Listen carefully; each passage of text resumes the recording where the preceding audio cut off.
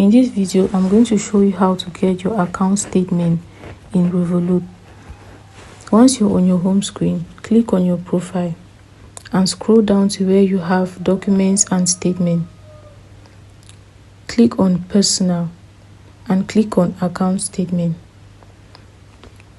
Select the account from which you want to download your statement and click on select.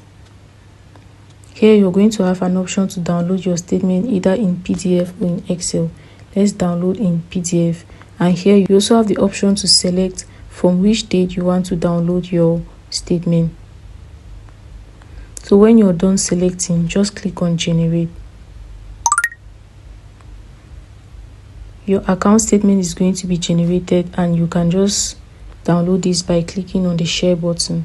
And there you have your account statement downloaded. Very short and easy.